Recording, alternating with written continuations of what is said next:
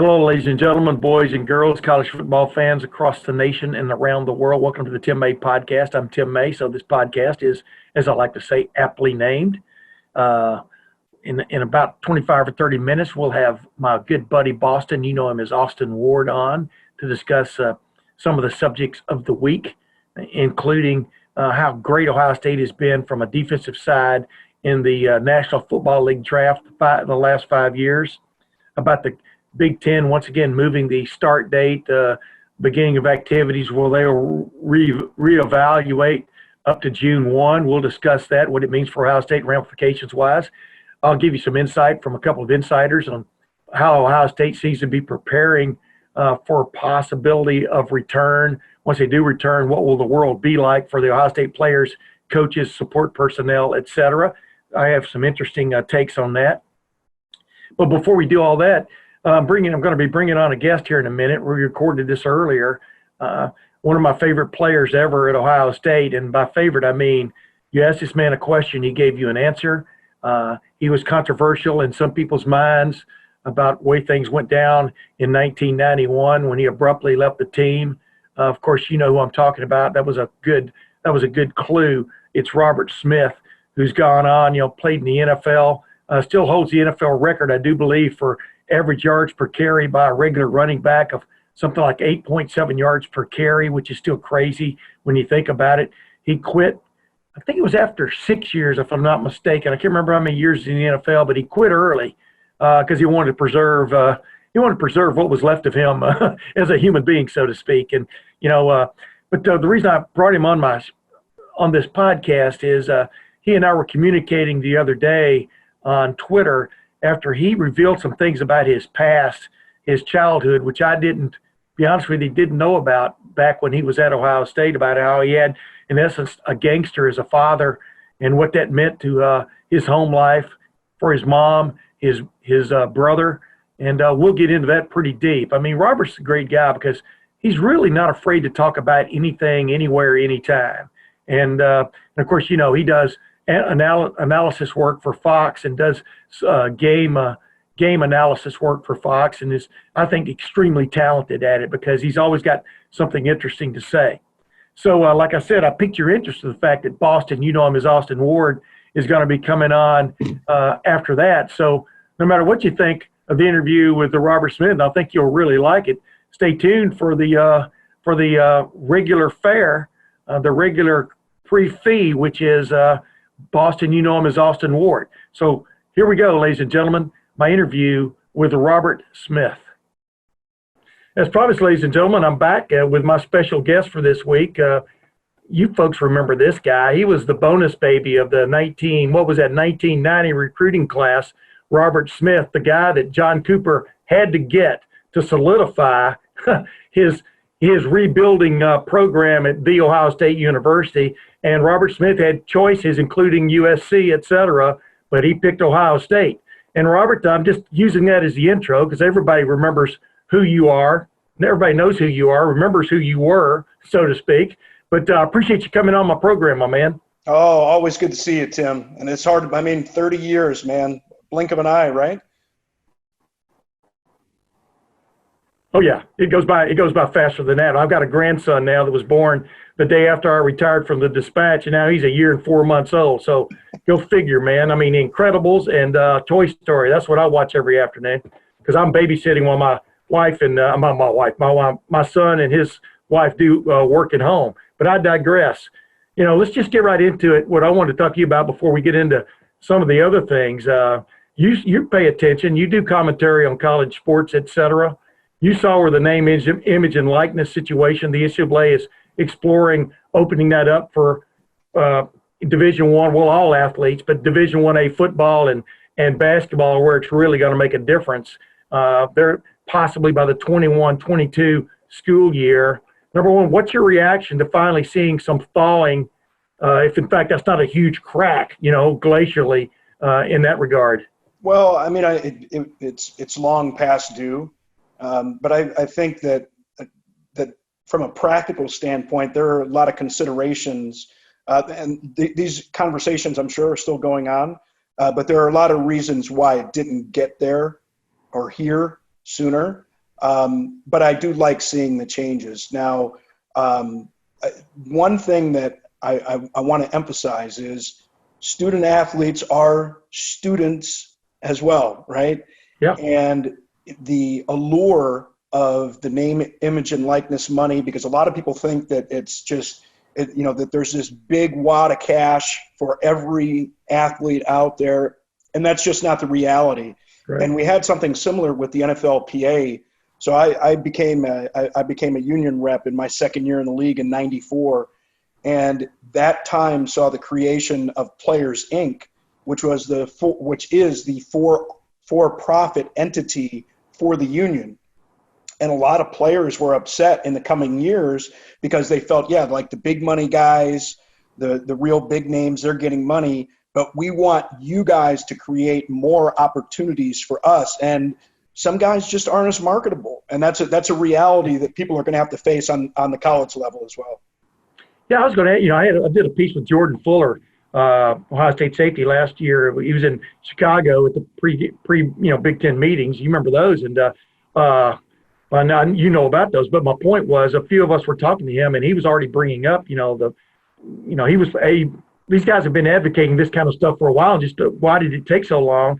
And I said, well, what would that be like in a locker room where you've got starters, you've got the big time stars making so much money off of this stuff, and a third or second team right guard, et cetera, getting zero, no interest in him for interviews or autographs, et cetera. And he said, well, really in the NFL, you've got the same kind of locker room. You've got the star player making $8, $10, $12 million a year, more than that. And some guys making league minimum, which now is what, $7.95 or whatever it is. It's a low number. Yet they still play the game together. Yeah. And I'm going, but that's a professional, and he said, guys would learn to adapt. They would get along, et cetera. Do you think it would cause a problem in a college locker room? I don't think it would necessarily cause a problem in the locker room, because I think that players they're going to understand that part of it, and they're their teammates. They go through so much together, so they can understand that part of it.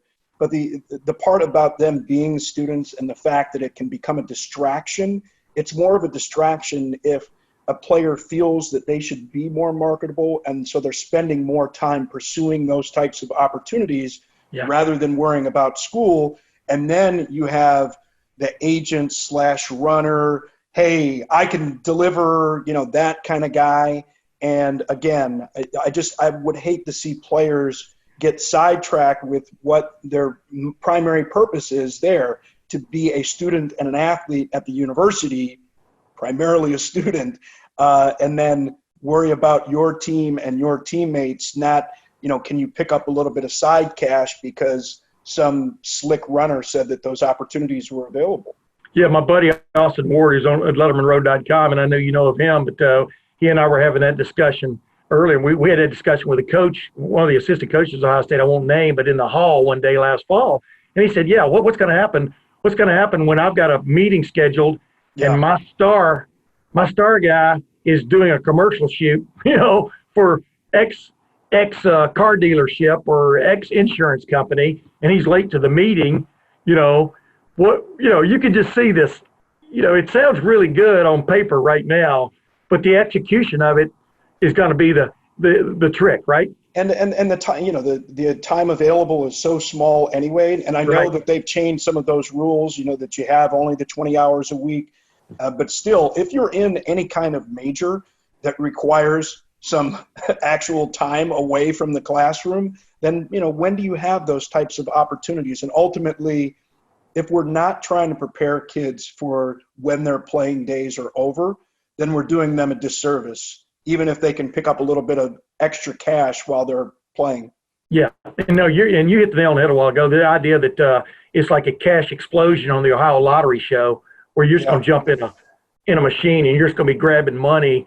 You know what? That might happen the first year or so. There might be that kind of, rain, but then cooler heads will prevail when you find out the star quarterback's not selling as many cards for you as you thought. That'll be the reality part of it, right? Yeah, and again, it's for the most part, you're talking football and basketball, and football, it's not to the same degree like in the NFL and for national type campaigns. You got the helmet on, so there's the issue of you being the Ohio State athlete, and I think that some of that, I don't think that the players understand to what degree that is, that you are, Robert Smith, the Ohio State player, and that's what people are really interested in.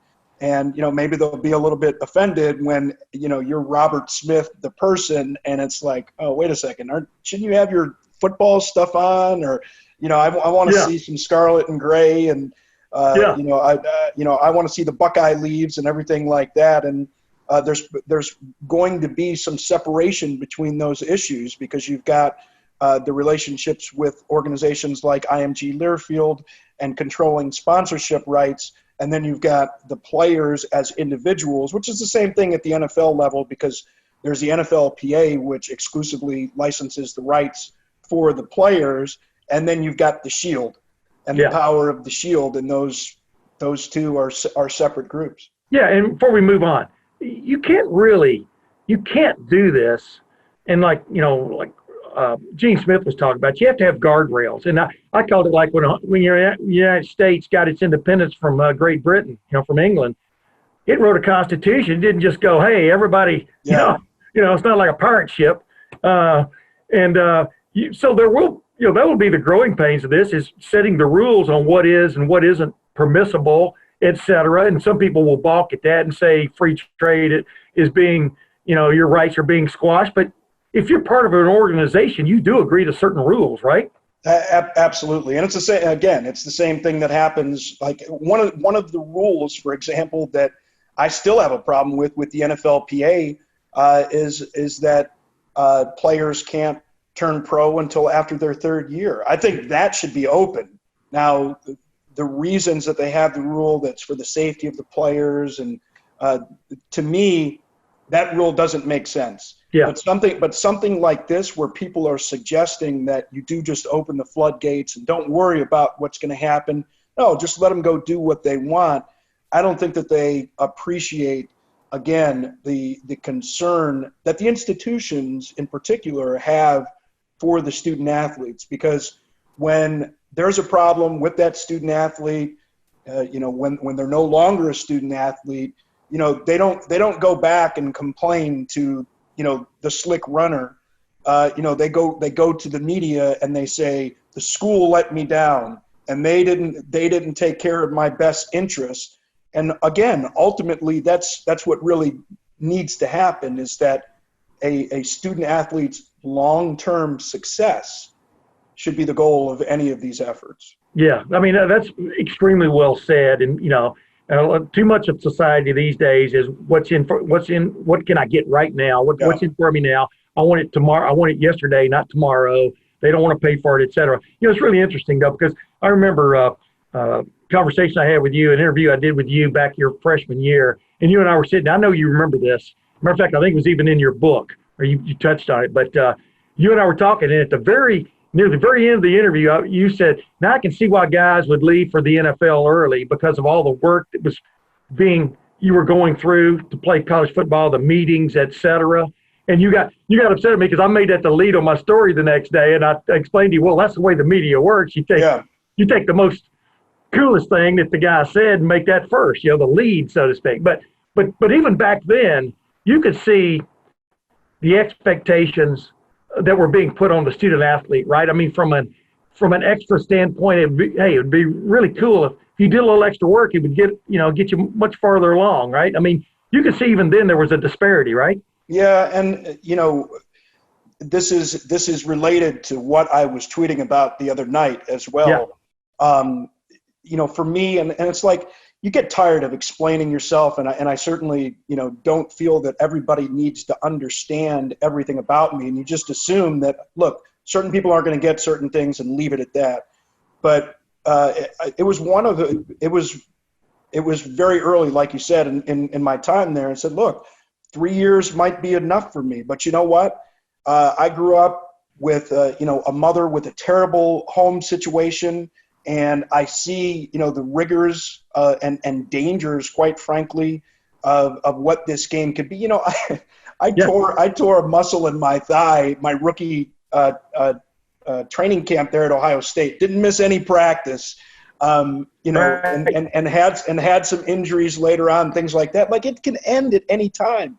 And you know, yeah, I was like, I want to be able to take care of her, and to ease some of her burden.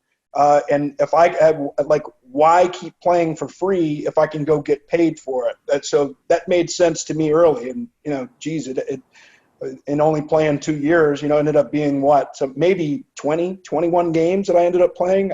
Yeah. It's got to be something like that. Yeah. I was going to say, if the transfer portal had been around then, you would have been gone from Ohio State, right? I mean, don't you think? But then you and I both had that conversation on the phone where you know, basically, you know, you knew this anyway, but you had to sit out a year if you went to USC or somewhere else. So you ran track. But when I first started looking, I didn't know that. Yeah. I didn't know that you had to sit, because it said that you had to have 3 consecutive grading periods. But, you know, the side note, the footnote was summer doesn't count. Right. So I didn't realize that, but I started looking, and, you know, again, this is just kind of how life works. You know, going and meeting Denny Green at Stanford ended up being fortuitous. You know, when I was out there and meeting with him and Ty Willingham as running back coach, it didn't seem to me like Denny was going to be around there much longer anyway, and I would have had to sit out. So you know, going back and playing another year at Ohio State and then turning pro, and then on draft day, you know, Denny Green called me up, and the first thing he said was, "I let you get away once. I'm not going to let it happen again." So it ended up working out okay. Hey, real quick though, kudos to you. I mean, you know, you and I've talked a long time. I've always been for players' rights. I mean, in whatever. And the guts it took for you to that day to, you know, to walk away from the Ohio State football program for what ended up being a year, because of, in essence, let's just sum it up in a word. I think it was mistreatment from the standpoint of what a person was saying about you and then asking of you. I won't name the coach anymore because he doesn't deserve any more. But it wasn't John Cooper. Let me put it that way, at least at the beginning. But you know what I'm saying? I mean, I thought that took so many guts. It was unbelievable. And yet you went back and you gave your heart and soul to the team again. Then 2 years later, I think you got a high ankle sprain that year, if I remember correctly. At Wisconsin. Yes, you and Keith Byers, man, should have never played Wisconsin. But then you stuck it out. But then you left and you moved on, and by then it was de rigueur for a lot of the stars to be leaving after their third season. If you had to go back and do anything different again, would you have done anything different in that time frame, Robert? That's interesting. Yeah, I guess looking back at it, you know, what happened was, and I don't, you know, it's Elliot Usulak. You know, he. Oh, you named him. Go ahead. Yeah, I mean, it doesn't bother me. Yeah. He sat down in the locker room and said, "We need you here at practice instead of at class," and it was unacceptable to me, and I got furious. And I didn't go right to Coach Cooper and say, Elliot Usulak told me to miss a class, because if I did that, I think the outcome would have been much different. But I was angry and thought, I didn't even want to be a part of a program that would do this. And then by that time, when I was away for a time, like, I don't even want to be a distraction coming back. I'm just gonna sit this season out. So, you know, if I had the chance to do it again, like, I would say that I would, but at the same time, like, no, because every struggle you go through and every outcome that occurs, if it doesn't happen in that sequence, then, well, I guess it depends on if you say that you're happy where you are, then you can't really question how you got there. You know what I mean? Yeah, exactly. So from that standpoint, I think it worked out. Yeah. More to be able to help change organizations from the inside if you identify a problem than from the outside. Yeah. We lost a little bit of the signal right in there as you were making your point, but You're exactly right. And this is what's interesting to me is I knew you'd had a little bit of a tough background, but I didn't realize until those tweets the other night how tough a background you came from. And the idea of people wanting to lump A, B, and C into like little vessels. And this is this guy's life. This was, this is your challenge, whatever. Just hit on a nutshell. A father, like you pointed out in your tweets, that you were dealing with, your mother, the struggle she had, your brother. Just sum it up a little bit for folks so they can understand where you came from. Because everybody, I'll be honest with you, everybody thought you were a two-time Mr. Football of Ohio, blessed with ridiculous speed and guile when it came to running a football, and that your life was toast, as in good toast. Yeah, well, my father was a real life gangster. And I was about 8 years old and was counting drug money for him. We were told that he owned an arcade. My mother was doing her best to cover for him. She was a registered nurse and really sparked my interest in science and medicine from an early age. But dealing with it was chaotic. And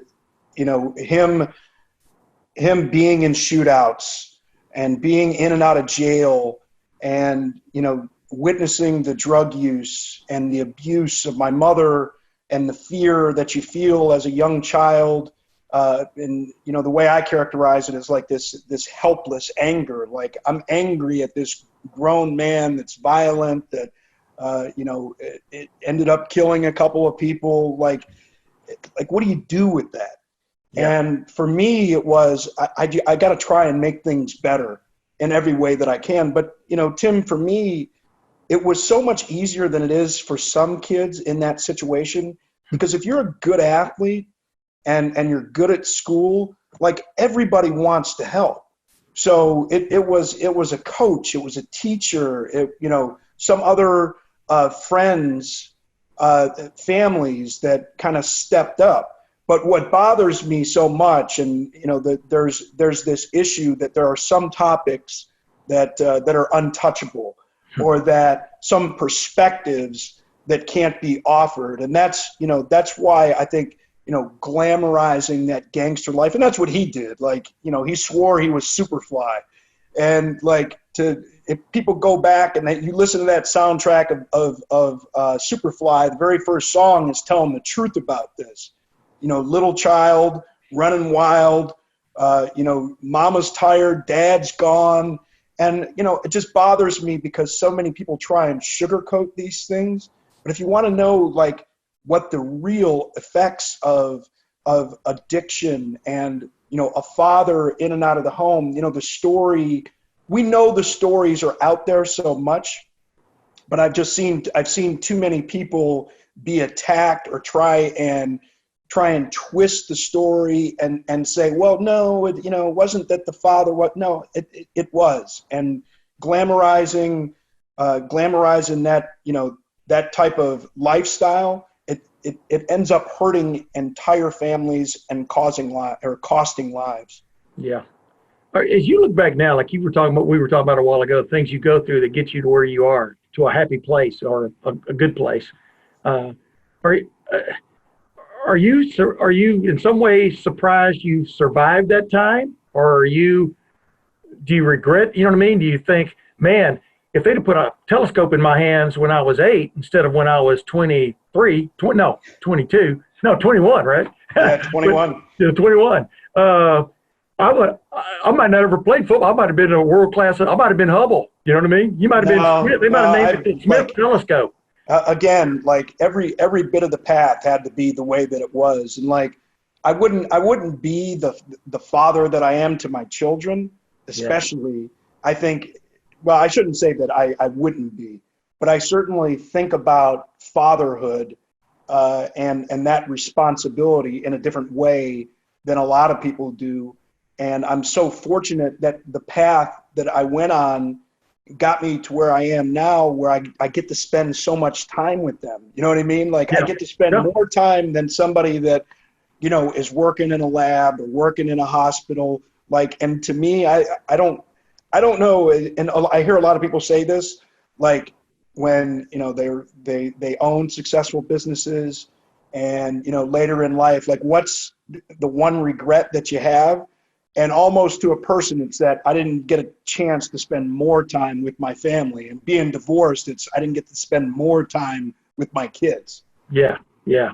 Good for you. I mean, where I come down with you. I've always come down with you. And I'm not trying to blow smoke here, but what gets me about you and several other players, ex-players I could name, was what I liked about you, admired about you, like Anthony Gonzalez. I don't even know where even if you guys are on the same spectrum one way or the other, but you always had your eyes wide open. I mean, you were always observing the scene. You weren't just playing football at Ohio State, and that was that. You understand what I'm saying? And do you feel blessed that somehow or another along the way that you were blessed with intelligence and the ability to see and listen and take in the world as opposed to just survive?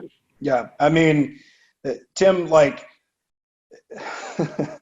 I honestly feel that my greatest race and my greatest contribution, the opportunity for my greatest contribution to society, that it hasn't happened yet. And it's in the process of happening right now. And it's only because of this path. Yeah. 2013 was a big day, was a big year from you when you decided to become sober, and you stuck with that, I guess. I've got a really good friend of mine who's, I think, been sober now for 11 years. I can't remember the number. It was 2012. 2012, yeah.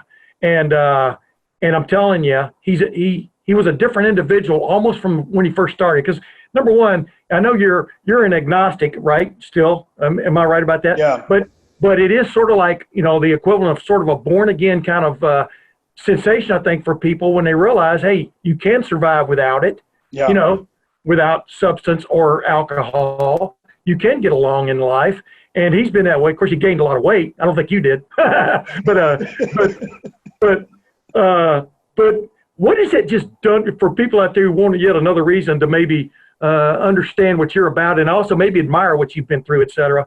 What is it like to think about where you were before 2012 and how much clearer maybe things are for you? Maybe I'm overstepping that. No, you're not at all. And, I got sober 5 days before my son was born, and it's not a coincidence. And to me, like, when you talk about insanity and the way that you sometimes hear insanity defined is you keep doing the same thing and expecting different results. And as I was drinking, and I had started to try and stop, all the way back in 2006, and got a few years and relapsed.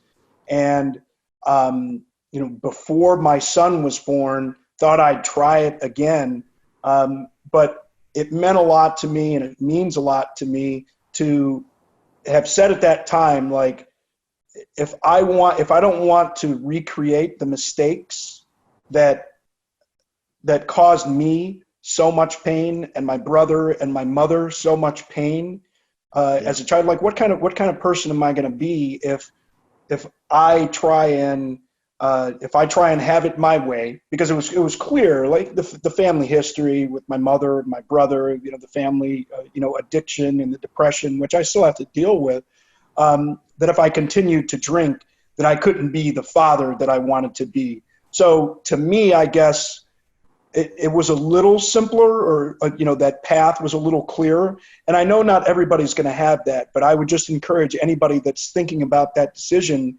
just try and find that thing that you need to focus on, to kind of be what carries you through. Because, they define rock bottom as, when you're about to lose or you've lost the things that matter to you most.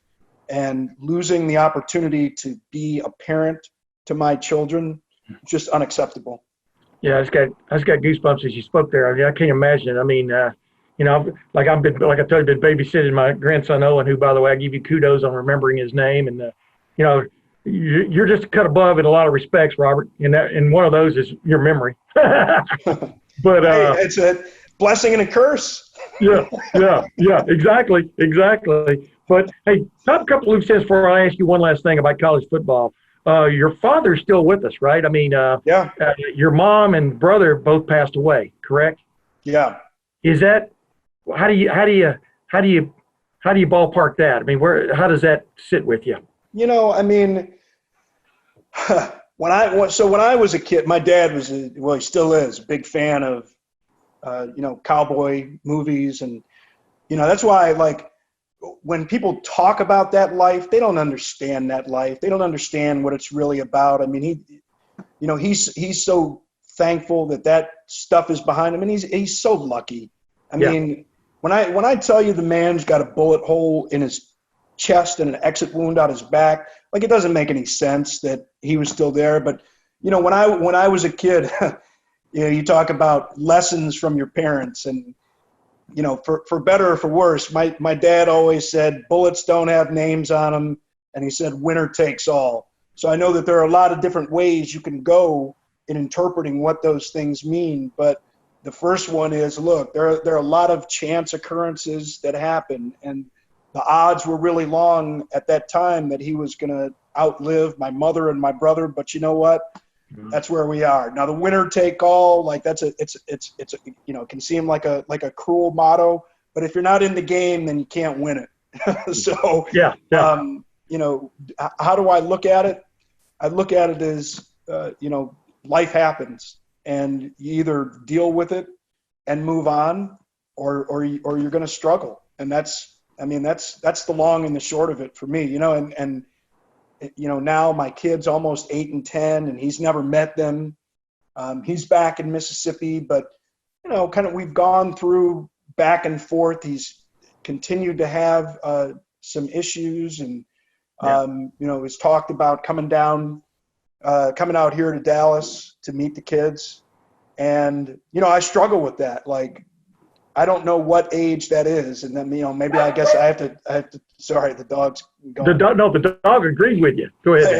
Yeah, but I'll have to reach out to some experts on this, but I think it's important for them to know the truth about their father, and I guess or about their grandfather, and to have already written about it. I guess they can see it there, but I think that there are a lot of things about him and about that life, and the way that it gets glorified, and the way that it gets distorted. The issues related to it get distorted.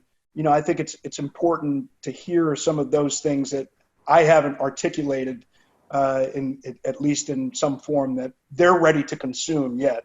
Yeah, it is interesting. Your father's not your hero, but he's still your father. Oh. I mean, and it is what it is. Hey, last thing. Are they going to play college football this year? What's your take on this? Yeah, I think they will. I mean, it'll be interesting to see if they allow fans there, but I think that they will. From what we're hearing about campuses reopening, and I saw that list is getting longer and longer. Yeah. I think that they'll figure it out. We'll see, though.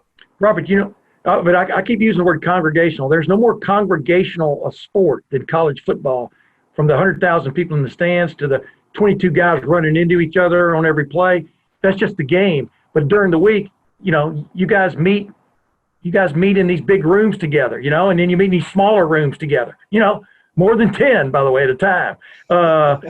Seriously, it would be almost, if you think, the last sport that would get the green light based on the social distancing aspect of things. But what do you think has to happen real quickly before you get to that point? I think there has to be a massive increase in testing, and I believe that's going to happen. It seems like there are a lot of tests available. They're just going to have to make sure that everybody gets access to them. And I think that they're starting to understand a little bit more about the trajectory of the disease, and kind of how it originally appears, some of the people that appear to be getting it later on. I think the serology tests that are identifying people that have developed antibodies for it. I think we're going to learn a lot more here. But the good signs, I think, when you look over to Europe, which of course was the epicenter back in March, at least if you believe the numbers out of China. But right. If you look at what Europe is doing, and the gradual reopening of Europe, I think that it portends good. Yeah. Hey, I don't know, I've just lost your signal there, but at the very end of that, and that portends good things. Last thing, can you play a football game? Would it be okay with you as a fan, and you're a commentator, or you're an analyst, but would it be okay for you as a fan to have an Ohio Stadium where you can limit it to 15,000 people? Would that still be the college atmosphere? Well, it wouldn't be the same college atmosphere, but Beats nothing, right? it says my internet connection is unstable. Sorry. Yeah, that's okay. You're good. What's the alternative? If the alternative is no games or an empty stadium, I think people would take each higher tier. Yes, we'll take it with no fans, and they would certainly take it with a reduced number. But it's not going to be the same experience, but it's better than no experience. And the bait in the water on that was the NFL draft, which in Columbus, across the nation, drew the greatest number. People love football, man. They love talking about football, right? Yeah. We can talk about what sports really are. Are they a distraction? Absolutely. But there's this sense of shared community with sports teams and with universities that I think is unparalleled in the world. Yeah. Maybe your national pride. Maybe unfortunately it's political party pride, but the pride in the school and believing in that common community is very powerful when it's at its best. Ladies and gentlemen, Robert Smith, never a disappointment, at least in the times I've ever interacted with you. Robert, thanks for coming on my podcast, my man. All right, you got it, Tim. All right, we'll be back in a moment with Austin Ward, and we'll sum this up, ladies and gentlemen. That was interesting. I have always enjoyed talking to Robert Smith, and now I bring on another guy I've always enjoyed talking to, and I do it at least once a week for your benefit, your enjoyment, ladies and gentlemen. Boston, you know him as Austin Ward. Hello, Boston. We've been doing this more than once a week for about, 8-9 years now. So yeah. Now we just actually do it and other people are listening. Yeah, it's recorded and it goes out there. It's kind of like The Last Dance. We got behind the scenes cameras going here that let people understand what we're talking about. And, Boston, what was just you grew up in another world, so to speak. You weren't around when Robert Smith played at Ohio State, obviously, and stuff. But what was just your take on him from looking at him from afar way back when? He's a really fascinating player, person, commentator, thinker. I've only got to deal with him just on a couple occasions since I moved to Columbus, but you always you wondered what it was, what drove this guy, what made him tick, because you ran down earlier in the show just all the accomplishments, and then you dove into his career and his life off the field and all that with him in that interview, which was great. But you look at this, you never could really wrap your mind around what drove this guy and why he was so good and why he didn't want to keep playing, or what happened during his Ohio State career, and what was the real methodology behind the way he approached life. And it's just, I still don't. You've said this before. When you talk to him, he will always give you an answer, and he tries to shine as much of a light on that and what he's thinking as possible. But it's still he works on just a different wavelength, and it's hard. It's I don't know. I'm always fascinated to try and learn more about him because he's just such a unique person and character, and every walk of life, the things that interest him, the curtain that he'll pull back on the difficulties that he's dealt with in his life. Yeah. He's a pretty remarkable person.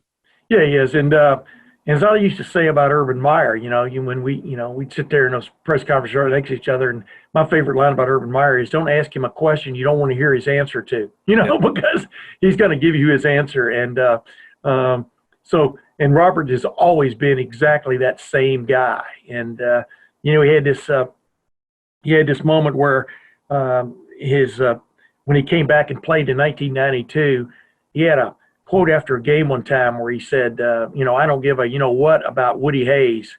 Except he didn't say what. And it was just, people were continually just talking about the John Cooper era and comparing it to the great days of yesteryear and all this kind of stuff. Real little did they know 1992 was when the John Cooper era really started taking off. But I remember he called me the next day and he said, boy, Tim, I I got to explain myself, and I sat there and talked to him for 20 minutes on the phone and wrote a story for the next day, him explaining what he meant. Yeah. And all that stuff. Of course, no one's most of the time, no one's interested in explanation or clarification. They just know it hit them upside the head, the morning after the game. And so that's the kind of guy he was, though. He was aware. He's aware of who he is, but he's never been shy, afraid to tell you what's on his mind. And I applaud him for that. You and I in our business, we live for those kind of people. Without a doubt. And yeah, it's so, unfortunately, so rare that you have those guys who have and it's getting more rare because I think of social media. You would think that offers you a more unfiltered look at the personalities of these players, but I think the opposite has actually happened, that they become more cognizant of their brand, their image. They are, in some cases, there's some cases they're really afraid of what the social media backlash would be if they spoke their true feelings and spoke their mind at all time.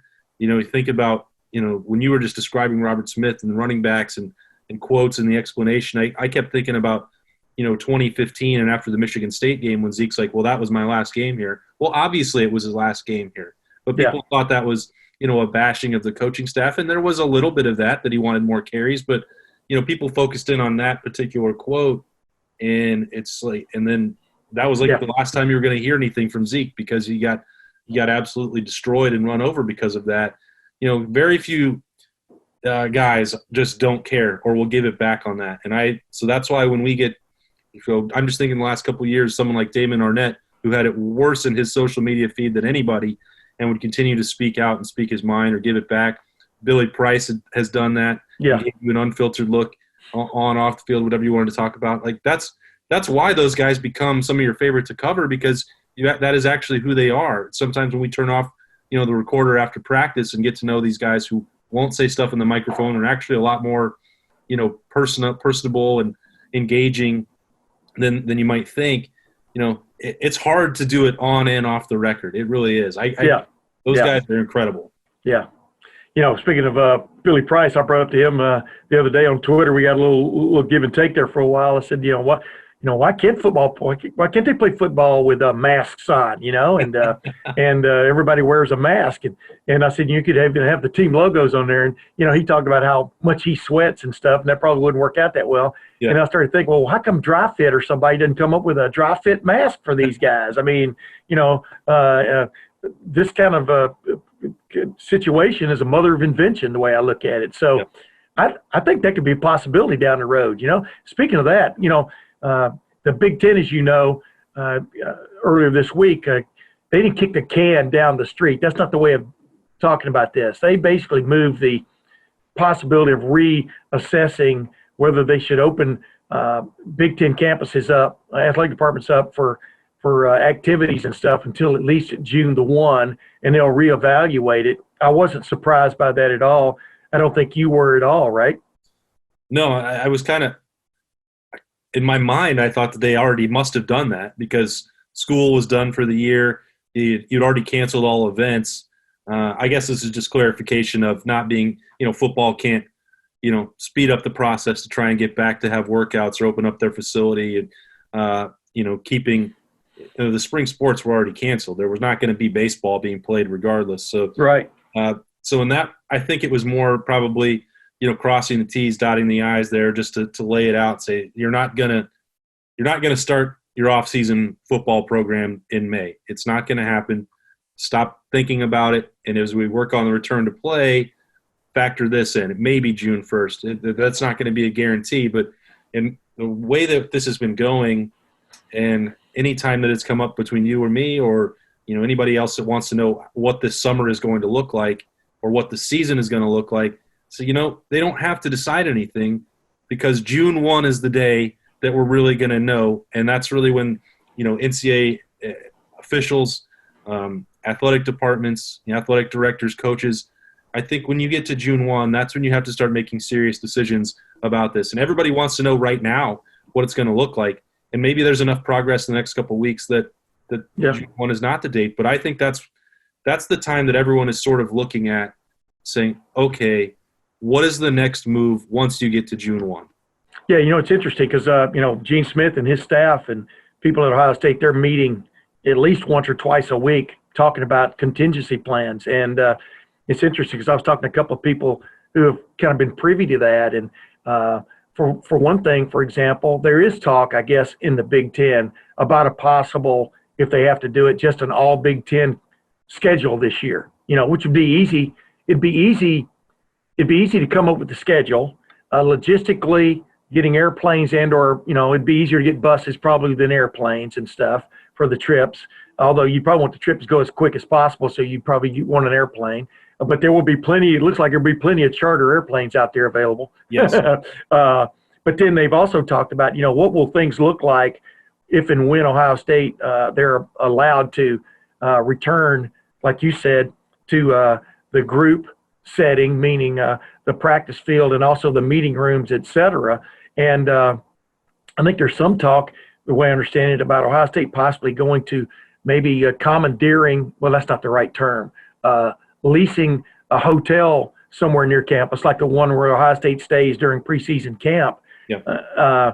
Where the way I understand it, there's a possibility each player would have his own room. And by that, I mean, they might do that, just for preseason. They might do it for the duration of the fall, because if each player had his own room, for example, and if player X suddenly tested positive or had some signs of the COVID-19, they could isolate him in his own room without having to isolate his buddy too. Things like that. Yeah. I think Ohio State is equipped pretty well from a medical standpoint. I'm talking about just Ohio State. The medical center there is equipped to do 1,000 or more tests a day if in fact they have to do that for this thing. So that would be a way of looking at it. But then the real, and this could really affect the way we do our jobs, but the real cutter, I almost used the other term there that precedes cutter. The real cutter is going to be deciding who definitely are essential personnel, meaning how many trainers does it take? How many? We know it takes at least 10 assistant coaches and a head coach. How many GAs are involved? Who should be going in and out of that building or be in that building at the Woody Hayes Athletic Center all the time? How many trainers does it take to, say, tape the ankles, before a game? Before a practice? How many video personnel are involved? And that could be the real interesting thing, because you would still, at least at the beginning, want to limit the groups, as much as possible, especially from the possibility of someone coming in who's been outside, on High Street or whatever, just going home to see his wife or whomever, or, hanging out at the pool, et cetera. You definitely want to limit that number, I understand it. And I think there's some conversation, the way I understand it, between like Gene Smith and his other athletic directors and maybe medical personnel involved in the Big Ten about how they would go about the limitations and stuff, and how they could guarantee that visiting locker rooms were sanitized, before a team arrived. And, it's a big undertaking. I really think this is going to come down to, too, is how much is football worth? We know what football generates. Yep. How much is football worth from the standpoint of how much money do you spend to have football again? I would think you could get a pretty good deal on a hotel right now, since nobody's staying at hotels. But using it, yeah. But it's just interesting that and this stuff changes week to week, day to day. On the new stuff that comes out. But is it Amy Acton? Is that her name? Mm-hmm. Her and Governor DeWine, they're going to pretty much determine, I think, more than anyone else, believe it or not, when Ohio State football can return to any kind of semblance of regularity or action, and of course the Ohio State University when it can open its doors. So until they kind of give the green light, Ohio State is the state university, and they kind of have to adhere. They have to adhere to what's going on from a state standpoint. But that's pretty interesting that they're looking at it, because you got to be doing it. You got to have some kind of plan that you can just A, B, C, D, or E, or F, G, H, I, J, K go to once the green light goes on, right? Yeah, I think that, those kinds of plans, and as you said early on with the masks, necessity is the mother of invention here. So you have to put everything on the table. I think quarantining an entire football team of college students is so different than the NFL or the NBA, and I don't think that idea would gain traction. Not everybody has a budget of Ohio State, Penn State, and Michigan. Is Purdue going to be able to do that and shut down their whole team? Pretty unlikely. And I think that you have to have the same, rules just across your conference. It's going to be extremely difficult to get that for all 130 teams across the country. That's also why I think you've heard, right. Big Ten commissioners and the SEC commissioners saying, well, maybe not every conference is going to be on the same schedule as we are.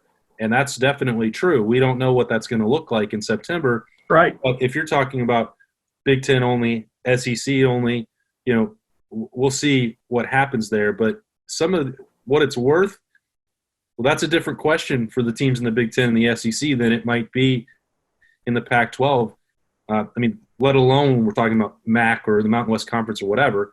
Correct. The amount of revenue is just different for those schools. So that's why you put that on the table. The hardest part about me is not just for the hotel idea, which I know is just one idea, and I don't mean to latch onto it because there are dozens of others that we've both been hearing about. But even before getting to the fact of whether media is essential or not, somebody has to make their food. Somebody has to clean the beds, even if you have your own room at the hotel. So do those people have to quarantine? Do those people suddenly live at the hotel so that you're cutting down the people moving around? That's been the biggest hurdle for the NBA when they were trying to lead the way with this, bubble season. Well, who lives in the bubble? You gonna let their families in? Yeah, right. Like an 18-year-old true freshman college student like Paris Johnson has to have no contact with the outside world other than just to play football this year. I can't get there. Hey. I want college football. I just can't get there for that idea. Yeah, it would be simpler if football players and basketball players and hockey players were test tubes instead of actually people, because then you could do whatever you want. But you talk about the grand experiment. I think this is going to be interesting. I really, there'll be a vaccine, I do believe, by early next year. I think you believe that too, and we won't be having this discussion, I don't think, a year from now, unless there's a new COVID. Unless there's a COVID-20 or a COVID-22 or something, but which could happen clearly. But it is interesting how everybody understands that, sports, like Robert Smith was talking about, sports isn't necessary for life and death, but sports is a vital component anymore of people's weekly, daily lives. And to think it's not important, just like the going to movies or going to see a concert is not important. No, you can do without going to a concert, but you would prefer it is part of your regular routine now. Your a lot of people's daily lives. To think this from a well-being standpoint, from a mental well-being standpoint of being able to cheer again and blah blah blah. So it is important. It's as important almost as anything else when you really get right down to it, except for the people who manufacture and provide you with your foodstuffs and the people that pick up your trash, and of course the people who are involved in the day-to-day treatment of people with COVID-19. It's just crazy how many healthcare workers have gotten infected and have actually died because of basically being on the front line of this. It's crazy. And that's why when that lady was yelling at that reporter the other day on that Twitter video, about wanting to reopen now and you're the reason for this and all that kind of, man, it's a good thing that wasn't Tim May she was yelling at, because how I don't let anybody do that. I've already had a spat with a guy on YouTube that last week who basically said I was Mr. Negative when I covered Ohio State for the Dispatch. I said, wait a minute, I think you've got me mistaken with somebody else. And he wouldn't back down. And man, he talked about how he wanted to get me fired during that time. I'm going, and I think he expected me to back down after, and I'm just going, you just said, number one, you called me, you said something about me that wasn't true, and then you said you tried to get me fired, and I'm just going to sneak away back into the corner? I don't think so. I don't think so. But anyway, hey, but real quick, I promised an update on BB Landers in last week's thing. BB Landers, the incredibly personable young man who played defensive tackle at Ohio State the last 5 years, wasn't drafted, didn't sign a free agent contract that we knew of right after the draft. I'll be honest with you, I've tried to get a hold of him 2 or 3 times a day for the last week. Haven't reached him. I hope BB's okay, but the update is, as a Joey Bosa, I don't know. I mean, I don't know what's up with BB. I think he's, I told him a long time ago, I thought he would have a future in what we're doing or in the media if in fact he wanted to pursue that down the road. And this was a couple of years ago, just because he's just a great personality. But, you do kind of feel for a guy when the dream doesn't work out. Yeah, and it doesn't for everybody. You look at Ohio State's draft success, the guys that they've sent on, even undrafted guys who've made NFL teams and built careers. I think there's this idea that everyone who comes out of Ohio State is going to be an NFL football player, and that's just not the case. No. It's very hard to do it for the college football population as a whole. But even if you're coming from Ohio State, you have an advantage because you're already one of the best players. But still, then you're getting cut down even further, down to 53-man rosters for 32 teams. It's a completely different world, and it's so hard to do that. And it doesn't mean that Robert Landers couldn't keep grinding and catch on a team. We've seen that happen. Tracy Sprinkle is a guy that comes into my mind as similar position, similar careers for Ohio State. BB had injuries. I think NFL teams would have liked to have checked him out. He didn't get to go to the combine and didn't have right. They don't have the rookie camp. I said that last week. That also cuts down the number of opportunities that are out there for this summer in particular. Based on what we know about Robert Landers over his 4 or 5 years in Columbus, he's not going to stop working. He's going to keep trying to get that one opportunity until the doors are all definitively closed on him. And he's going to have options after that. He's a very bright kid. Yes. We had him on to do some stuff at Lettermen Row. We'd love, if it doesn't work out, he's always going to have a chance to do that with that stuff with us if he wants to. But you're going to have the CFL. Eventually, some of these other opportunities are going to open. Teams are going to need to sign more free agents. Just this initial rush, I think there's hesitancy. Shea Patterson didn't sign until either yesterday or Saturday with the Chiefs, and he was sitting out there for a full week before he got an opportunity. And that was a guy that was a 2-year starter at quarterback in the Big Ten. Yeah. Won a bunch of games. So, as you said, we don't know what the situation is right now. What teams are looking for, when the next opportunity to really jump on that and get into a camp and try and make a team is going to be. But it hasn't happened right now that we know of. Yeah, there are guys I like, come along. I really like. BB Leonard's is one of them, and I hope things work out for him one way or the other. And heck, by the time people see and hear this podcast, maybe he has signed with the team. Maybe he signed with a Canadian team, like you're talking about. I mean, who knows? I mean, it's just interesting. The whims and wayfarers of, that's not even the right term, but you know what I'm saying. The whims and whimsies of the draft and the NFL and how they go about picking the players they want to take a bigger look at. I mean, I'm always perplexed by some of the decisions that are made. Real quick though, that kind of segues into I think it was Fox. Fox put up a little a tidbit this week that Ohio State, either an Ohio State or an SEC defensive player, has been the first defensive player picked in the last 10 drafts. And what they really meant to say was, of the last 5 drafts, an Ohio State player has been the first defensive player taken in 4 of them. And you think that's going to – you think, number one, how stunning is that? Because you think Ohio State right now, you think just prodigious offense, okay? But then number 2, my next question to you is, who do you see that has a chance of perpetuating that, making it 5 out of 6 years in the 2021 draft? Well, that was certainly some interesting wording in that graphic, wasn't it? Yes. Somehow the SEC gets credit. The whole league gets credit for that. But whatever. That's not my place to edit that. I'll stick to LettermenRow.com. It's crazy, especially from this regard. And I know that this is – I just talked about this on Letterman Live yesterday. Berman and I talked about it last week for a show. Like, this notion that Urban Meyer underachieved, and I don't believe that for his career as a whole. If you take any part of it that was – that's clickbait, that's clickbait. I know, and I took it and I bit in and I fell Like for a it. like a 7-pound largemouth bass. You ran with it. Okay. Hook, line, and sinker. I went for it, but if there's any part of his tenure that you look back on and you think this could have gone differently, well, then certainly what happened with the defense in 2017 and 2018, because as is borne out over time, talent was not the problem. You and I both said that at the time. There's enough talent on the field. Damon Arnett would be a perfect example of that. A Jerome Baker. Those guys were not playing at the level that we knew that they could.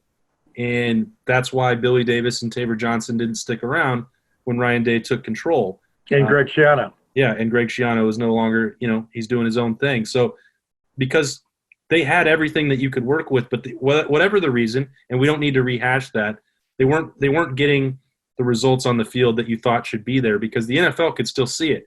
When Jerome Baker tested, and he's not one of these guys that we're talking about as first one off the board, but a Denzel Ward, a Bosa, Chase Young being part of that, it didn't make sense because you knew that Ohio State had recruited the very best players in the country. And as you said, it's a little bit eye-opening because now they have this reputation as Urban as being the offensive genius for years, and now Ryan Day taking that to another level with the quarterback play and scoring points.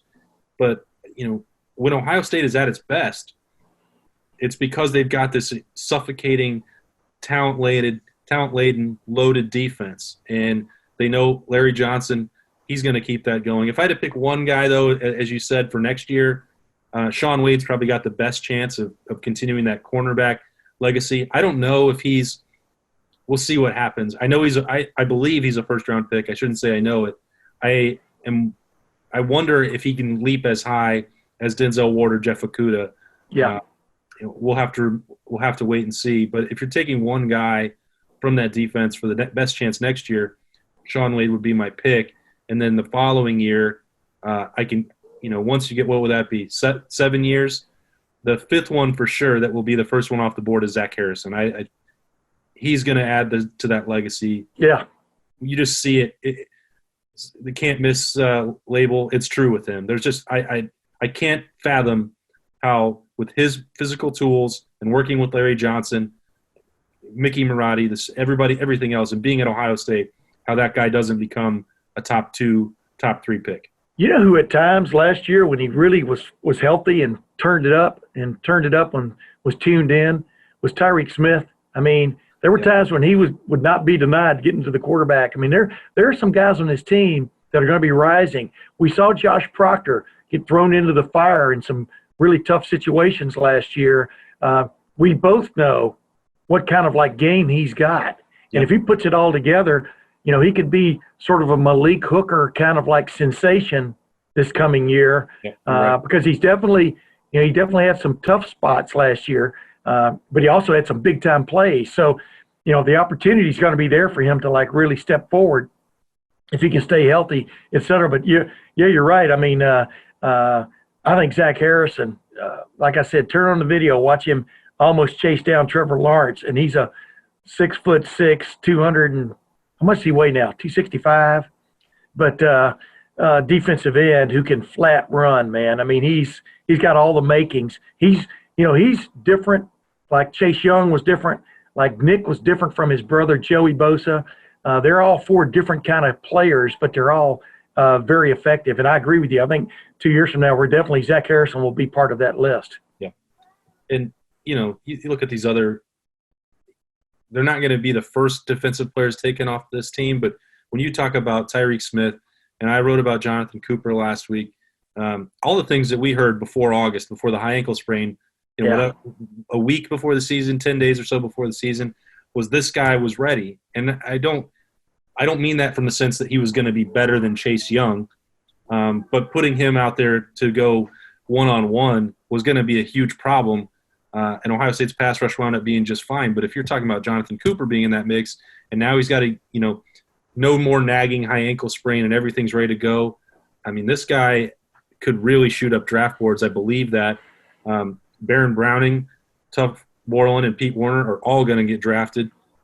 You talked about Proctor, and we know the potential that he brings to that safety position.